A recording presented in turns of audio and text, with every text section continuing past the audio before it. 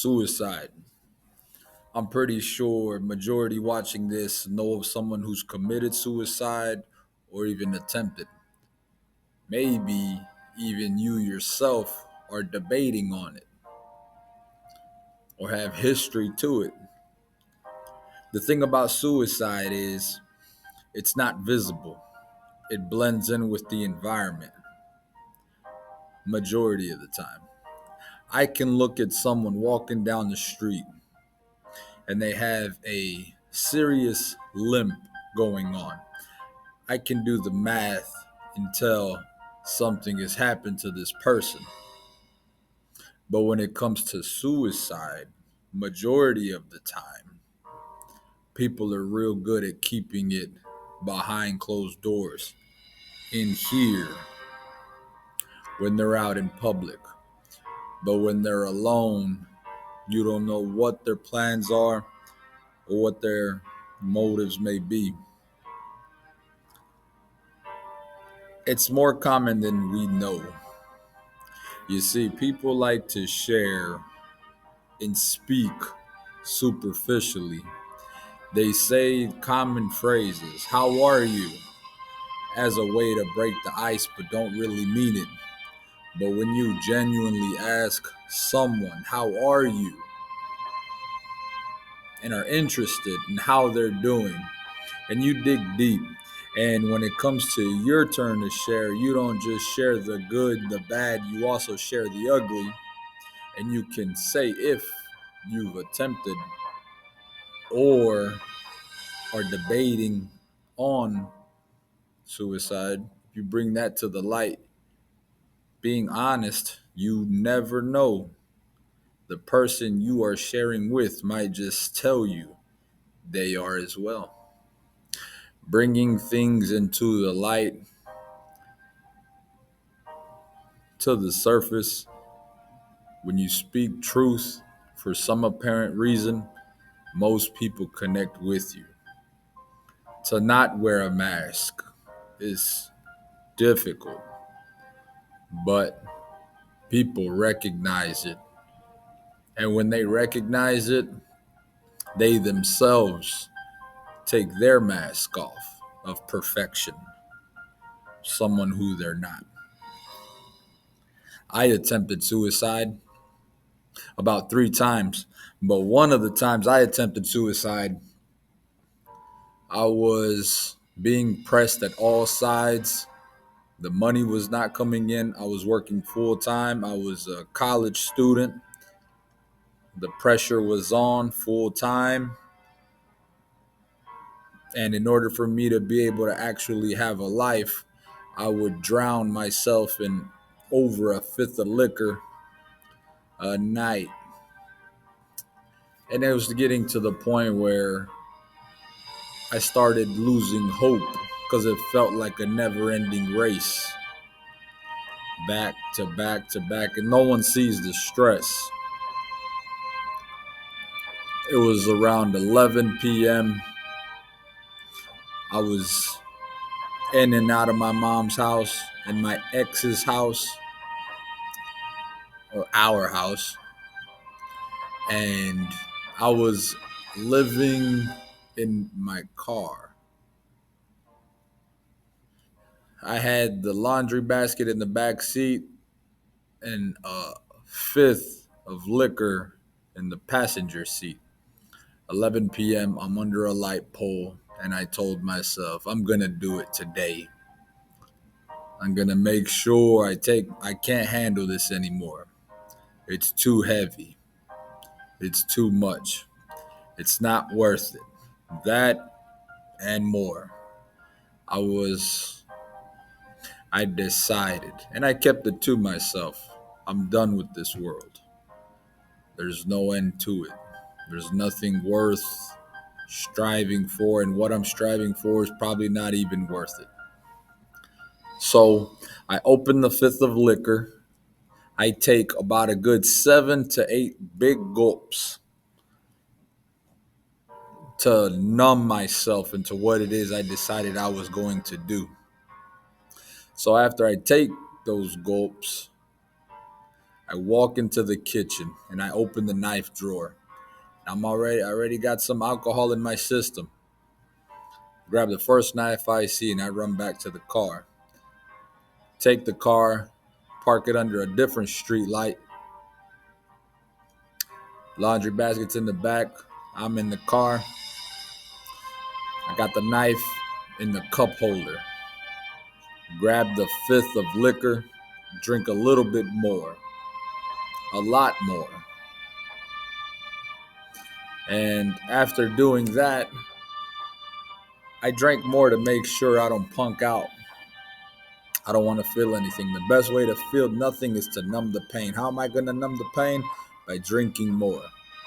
And I did. Next thing I know, grabbed the knife. I didn't waste any time. Raised my wrist, started sawing away. In doing so, I remember watching blood little by little start oozing out.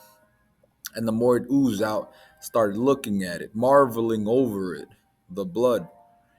And I remember even laughing, this satanic laugh, this evil laugh, because it's not something you often see. Nor did I feel anything. And I know, you ever heard someone say, I don't know what got in me? Right. Well, if you don't know what I mean by that, I don't know what came over me. I say it was spirits. There's a reason they call it spirits in a bottle. There's a reason you see your liquor store nowadays have the label spirits. The truth is out in the open. The world knows spirits as ghosts. The Bible refers to them as spirits. And as I was sawing away on my left wrist, blood was coming down about here. I took the knife and I started sawing away on this side, switched hands. In switching hands, I just continued to laugh. And then I remember I started to feel a little pinch. When I felt the pinch, I guess I was digging too deep. I grabbed the fifth of liquor and drank a rapid amount because I didn't want to feel anything. I did not want to punk out. After I did that, I ended up waking up the following morning around 9 or 8. The sun woke me up. The sun beaming through the window. I woke up completely hungover. The knife just somewhere in the car. I don't even know where. The fifth of liquor was not closed. I just remember waking up just wondering what happened. Not only did I question what happened, I was just out of it. You know what? If you don't know what a hungover is, it's not the best anything. As I look down at my wrist, I see the blood splatters, the marks. Just have you ever heard someone say God was with you and He protected you? Well, when I first became a Christian, I never understood when someone would say God was with you when that happened, because I would try to see God in the physical world. I try to see where He could be, but He's orchestrating behind the scenes. If I would have continued and hit an artery or who knows, gone for a drive just to end it, I ended up passing out. The liquor overpowered me and knocked me out. When someone tells me God was with me, He interceded the whole situation because it was not my time to go. And like I said, it's not like I see Him physically there, but He is there spiritually. And now I live to tell about it. And I take no shame in it. because it is just a blueprint. Our testimonies, the good, the bad, and the ugly, testimonies, our stories, are a blueprint for someone who's desperate, who needs a way out.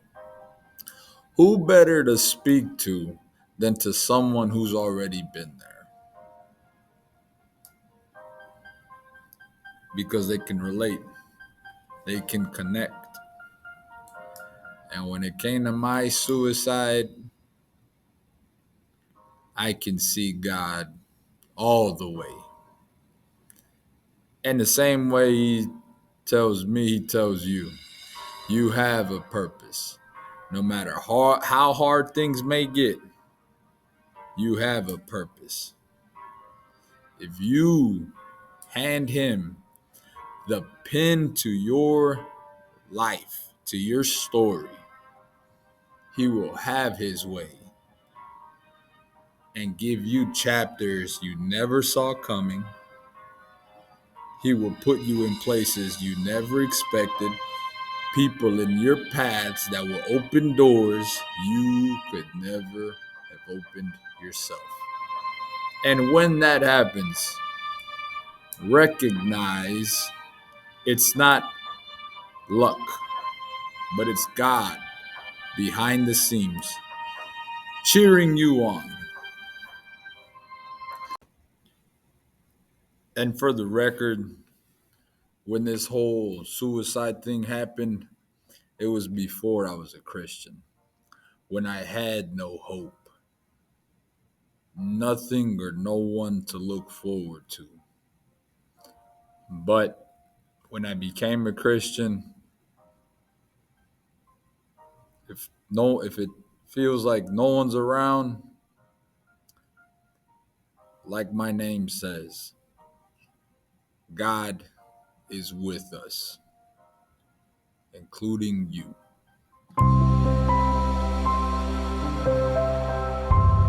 God is with us.